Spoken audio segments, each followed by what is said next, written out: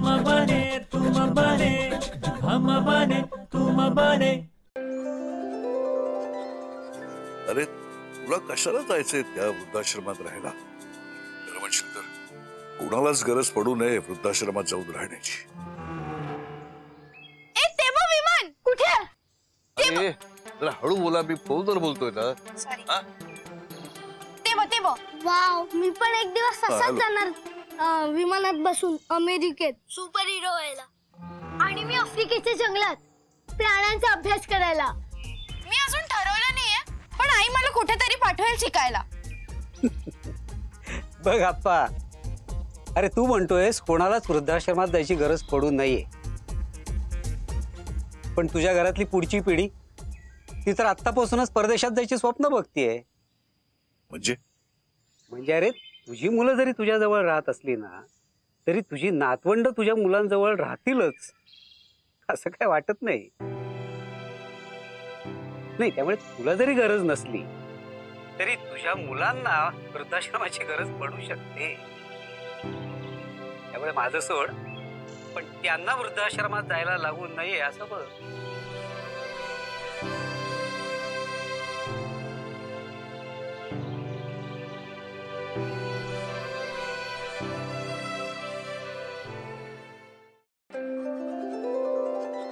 अरे मल्हार, काय रे हे सगळं पसारा घालून ठेवलाय इकडे? पाव पसारा काय, बिझनेस आहे माझा. हा बिझनेस आहे? अमो, अरे मग त्याचा पसारा जगात वाढव, घरात कशाला वाढवतोयस? आप्पा असं काय करत? मी काय दररोज थोडं ना सगळं पसारा काढून बसतो. फक्त काय होतं, आठवड्यातनं एकदा जरा अकाउंट वरचा माल आणि प्रत्यक्षात उरलेला माल जरा टॅली करावा लागतो, म्हणून आठवड्यातनं एकदा सगळं करायला लागतं ना. अच्छा, मला हे सांग, या सगळ्या गोष्टी तू का करतोयस? तुला आता तो डिलिव्हरी बॉय आहे ना, त्याला सांग ना करायला. नाही नाही, अहो एवढ्याशा पगारात काय काय करून घेणार त्याच्याकडनं, नको. अरे मग त्याचा पगार वाढव, हवं तर आणखीन 4 मुलं ठेव आता खाली, पण म्हणजे असा बिझनेस सुद्धा चांगला लवकर जम बसेल त्याच्यामुळे. आपण बिझनेस मध्ये जम बसण्याकरता ना एम्प्लॉईजची नाही, क्लायंट्सची गरज असते. सध्या तुम्ही बसायचे, क्लायंटची गरज असते मला माहिती आहे, पण मग तू वाढव ना क्लायंट्स. काहीही कर, पण असं तू बिझनेस असा कर की उद्या पार्थला नोकरी करावी लागणार नाही. हा काय? अरे मग काय, घरचाच बिझनेस जर बऱ्यापैकी सेट असेल तर पार्थ सांभाळेल ना. आप्पा, पार्थ लहान आहे अजून, म्हणजे चड्डी सांभाळण्याच्या वयात तुम्ही बिझनेस सांभाळण्याची अपेक्षा का करताय त्याच्याकडनं? अरे पण मोठा होऊन त्याने बिझनेस सांभाळला तर तुझी काय हरकत आहे का? माझी कशाला असेल हरकत? माझी काय हरकत नाहीये, पण समजा त्याची काय हरकत असेल तर? अरे गबरे, तू पार्थला नीट समजावून सांग, आपल्या घरचा बिझनेस आहे आणि तो त्यालाच सांभाळायचा आहे. आप्पा पण पार्थचं वय. अरे मी सांगतो ते कर रे. आप्पा, मी तुमचा मुलगा आहे तसा पार्थ माझा मुलगा आहे की नाही? हा, तुम्ही नाही म्हणत असताना सुद्धा हट्टाने मी बिझनेसच करतोय की नाही, मग तो तरी माझं काय ऐकेल? अरे का नाही ऐकणार? तू व्यवस्थित समजावून सांग, तो ऐकेल. म्हणजे कसं माहितीये का, त्याचं मुंबईमध्ये शिक्षण होईल, मग लगेच तो कमवायला लागेल, मग त्याचं आपण मस्तपैकी लग्न लावून देऊ, मग नातू वगैरे सगळे इथेच खेळतील, वेळ मजेत जाईल मस्त एकदम. आप्पा, हे म्हणजे सिनेमाच्या मुहूर्तालाच सिनेमा 100 करोड क्लब मध्ये गेल्यानंतर पार्टी कुठे करायची हे ठरवण्यासारखं झालं. लहान आहे पार्थ अजून. अरे म्हणूनच तर म्हणतोय, आत्ताच त्याला घरचा बिझनेस सांभाळण्यासाठी ट्रेन कर, त्याला त्याचं महत्व पटवून दे. आप्पा, कालपर्यंत तुम्हीच म्हणायचं की नाही सई आणि पार्थला त्यांना हवं ते करू द्या म्हणून. असं मी म्हणायचो? हो, मी कधी म्हटलं असं? नाही, बरं ठीक आहे, म्हटलं असेल तर ते विसरून जा. मी आता काय सांगतोय ते लक्षात ठेव. तू पार्थला नीट समजावून सांग, कळलं? हा, नक्की? हा.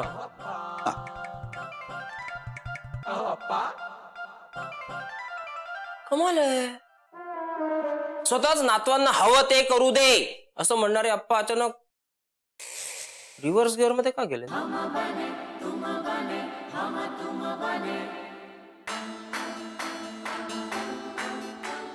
काय गो, मगाशी तू गणिताचा अभ्यास करणार म्हणाली होतीस, आता भूगोल करतेस? हो, कारण मी ना विचार केला काय? की मोठं होऊन जर मला जंगल सफारी करायची आहे तर मग गणितापेक्षा भूगोलाचा अभ्यास करूया ना. तर जंगल सफारी, अगं पण मोठं होऊन तुला डिटेक्टिव्ह बनायचं ना. हा, पण कोण म्हणालं की डिटेक्टिव्ह जंगलात जात नाहीत म्हणून? माझं ठरलंय, मी मोठी होऊन वाईल्ड लाईफचा अभ्यास करणार आहे, आणि तो सुद्धा अमेझॉनच्या जंगलात जाऊन. कशाला?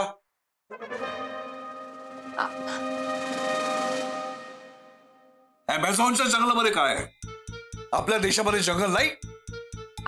नाही, जंगल आहेत, पण मी मोठी होईपर्यंत त्यात प्राणी तर उरले पाहिजेत ना. ऑलरेडी वाघ कमी होत आहे. अरे मग प्राण्यांचा नाही, झाडांचा अभ्यास करा. आप्पा, तुम्ही कशाला एवढे पॅनिक होताय? तिचं रोज काहीतरी वेगळं ठरतं. नाही, बरोबर आहे, रोज वेगळं ठरतं, पण जे काही ठरतं ते फक्त बाहेर जाण्याविषयीच ठरतं. इथे आपल्या घरात राहण्याचा काय प्रॉब्लेम आहे? तुम्ही समजावून सांगायला पाहिजे त्याला. तुम्ही प्रोत्साहन देता. अरे जरा काही स्वतःचा विचार कराल की नाही? ही हर्षला सई आणि रेहासाठी ऍप्टिट्यूड टेस्टची पुस्तकं घेऊन आली का? तर म्हणे बाहेर देशात शिकायला जायचं असेल तर इथे काहीतरी एंट्रन्सला स्कोअर करावा लागतो. पण मला सांग, बाहेर देशात पाठवायची गरजच काय आहे? आज स्वतःच त्याला बाहेर पाठवण्याची व्यवस्था करून ठेवाल आणि उद्या स्वतःच दरवाजावर उभे राहाल वाट पाहत त्यांची. मम्मा,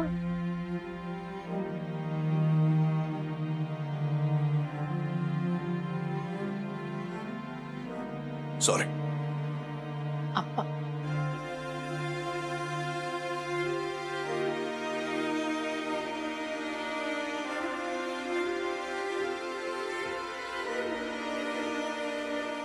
काय झालं का आप्पा ना?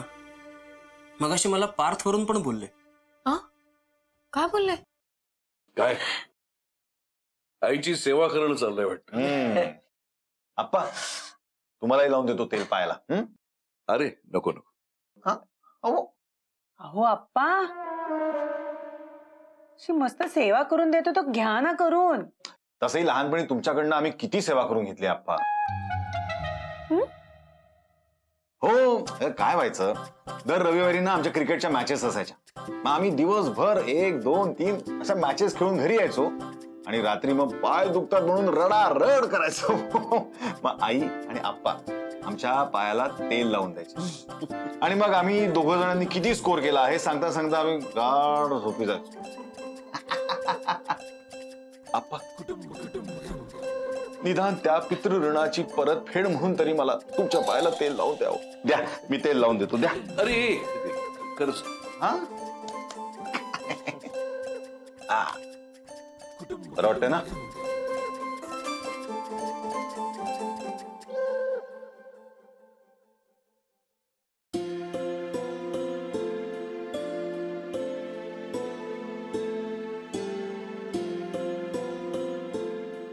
काय हो आप्पा, काय झालं?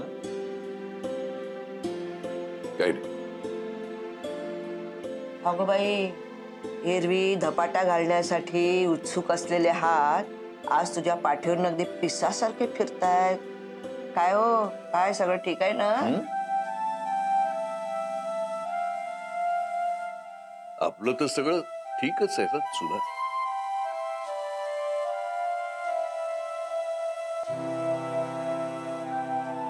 यांचं कसं होणार?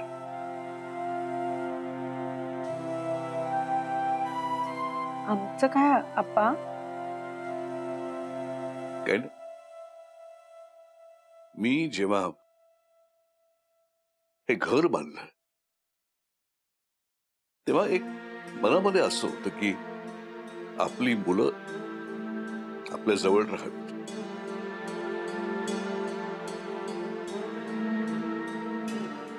अट्टाहास नव्हता पण इच्छा होती. नशिबानी या दोघांनाही धंदा पाणी सगळं इथेच काहीतरी मिळालं म्हणून आमच्यावरती काही असं एकट्याने आयुष्य जगायची पाळी आली नाही.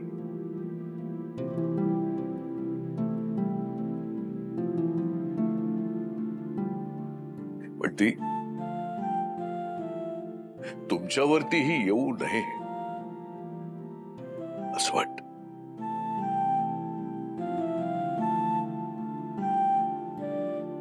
म्हणून तुम्ही तुमच्या मुलांना सांगा की इथेच राहा. तर सांगा की अमर्याद आकाशापेक्षा आपल्या घरापुरतं जे आकाश असतं पुरेसं असतं ते जगायला. कारण एकदा का मुलं त्यांच्या भल्या मोठ्या स्वप्नांच्या शोधामध्ये उडून गेली की ती परत कधी येतील याची शाश्वती नसते.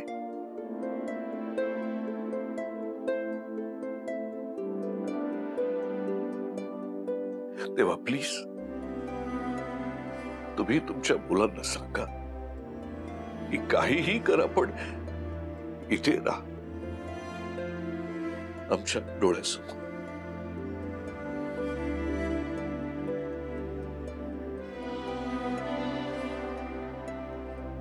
चहा घेणार आहे का? कुठे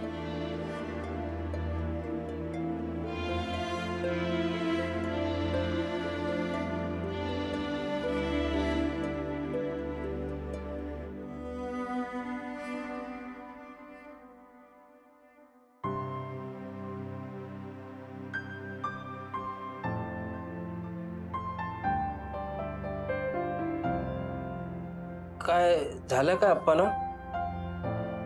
थोडा वेळ आधी आमच्यावर विजेसारखे कडाडले आणि आता अचानक असं स्नोफॉल झाल्यासारखे पाठीवर डोक्यावर हात ठेवून गेले. सगळं व्यवस्थित आहे ना? हं?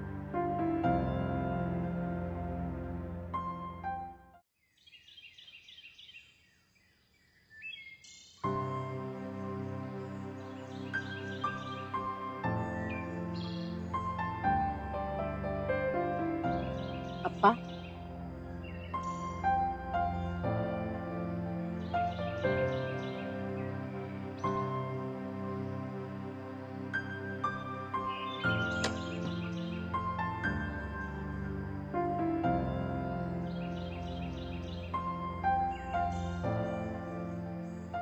आप्पा काय झालं? काही नाही. काय झालंय?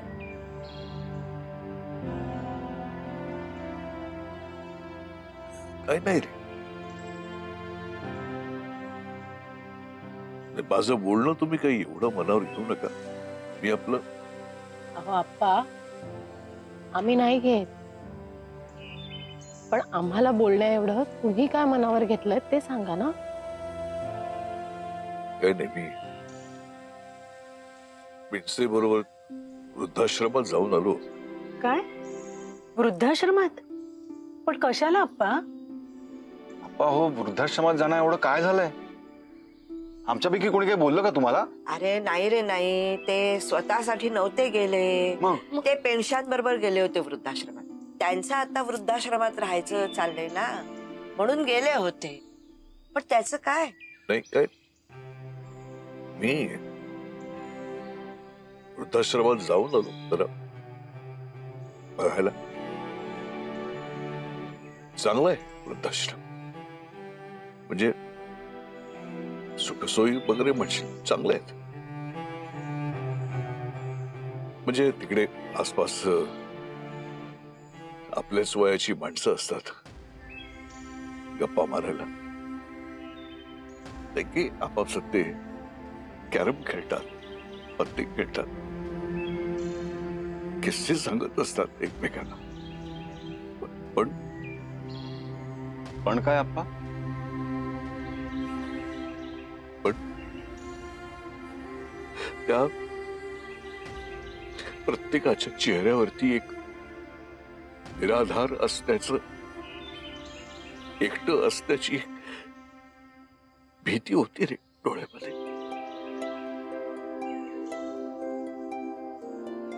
आश्रमाची चौकशी करण्यासाठी मी जेव्हा काही लोकांशी बोललो तेव्हा त्यांनी सांगितलं की माझी मुलं माझ्या बरोबरच राहतात. हे मी एवढं म्हणायचं अवकाश समोर येऊन माणसं घडाघड रडायला लागली रे. त्याची मुलं तेव्हा त्यांना कशी सोडून गेली ते सगळं सांगायला लागले. मला सगळे जण म्हणाले की तुम्ही नशीबवान आहात, तुमची मुलं तुमच्या बरोबर राहतात. ते म्हणाले तसं आणि त्या क्षणापासून मला का कोण असो पण त्यांच्या प्रत्येकाच्या नजरेमध्ये असूया दिसली.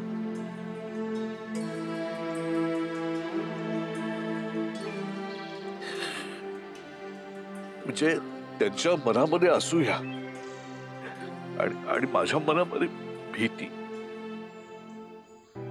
मी म्हटलं की हे असं जगणं कुणाच्या वाट्याला यायला नको.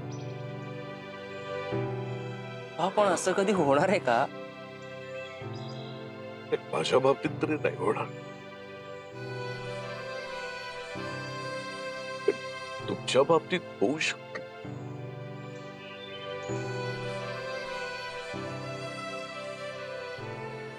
तुमचा विचार मनामध्ये आला आणि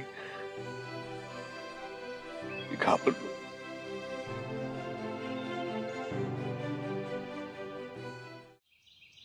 तुम्ही जेव्हा म्हातारे व्हाल तेव्हा कदाचित मी सुद्धा डोळे नसू.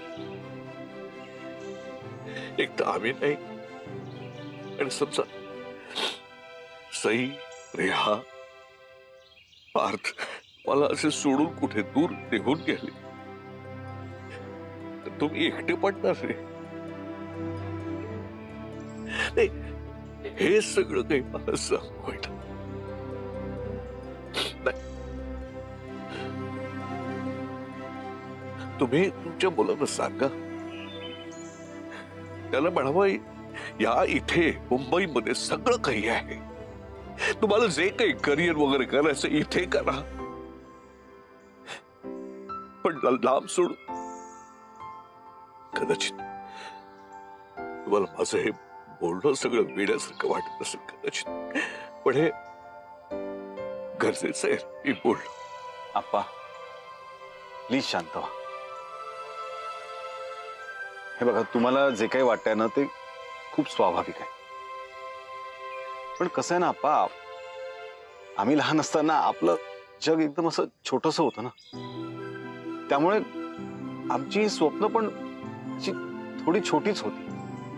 पण आता सगळं जग जवळ आलंय, गतिमान झालंय. त्यामुळे सई, पार्थ, रेहा यांची स्वप्न आमच्यासारखी आटोपशीर असून नाही चालणार आप्पा.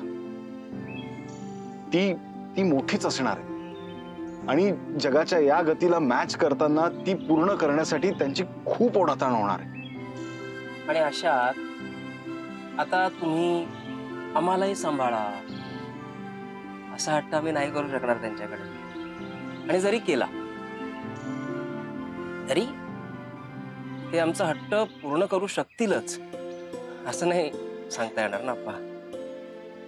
आता आम्ही फक्त हसत खेळत पालक म्हणून आमचं त्यांच्याशी जे काय नातं आहे ना तेवढं घट्ट करू शकतो. आम्ही सुद्धा तुमच्यासारखे नशिबान आहोत की नाही आहोत ते वेळ आल्यानंतर कळेलच. अरे पण म्हणजे आप्पा नका त्रास करून घे. कसं आहे ना आप्पा, प्रत्येक पिढीला त्या त्या युगात मिळणाऱ्या सुखांसाठी कुठलं तरी एक नवीन दुखणं सहन करावंच लागतं. आता आमच्या नशिबात जर हे दुःख असेल तर आम्हाला इथे सहन करावंच लागेल आप्पा. पण भविष्यकाळ झाला. आम्हाला नाही माहिती पुढे काय होणार आहे, आमची मुलं कुठे जाणार, कशी राहणार, काय करणार आहे, नाही माहिती आम्हाला.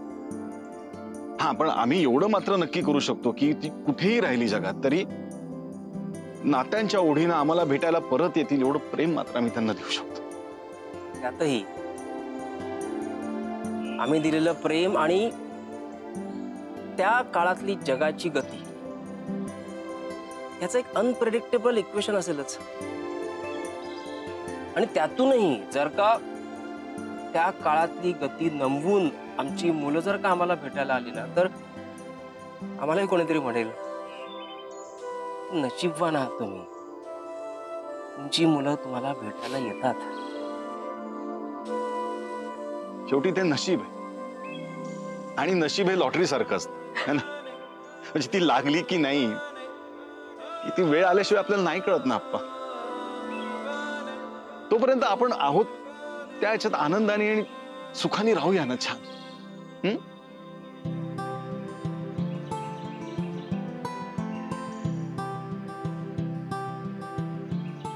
आणि मी चाललो अमेरिकेत सुपर हिरोच्या देशात सुपर हिरो व्हायला. पप्पा बघ किती वरती विमान उडतंय.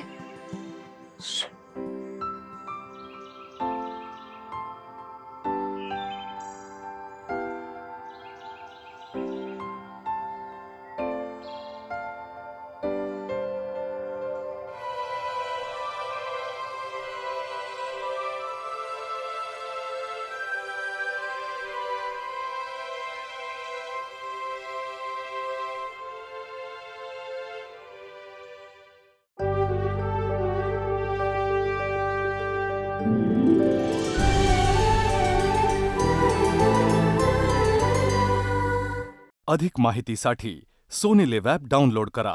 Sony Liv, we live to entertain.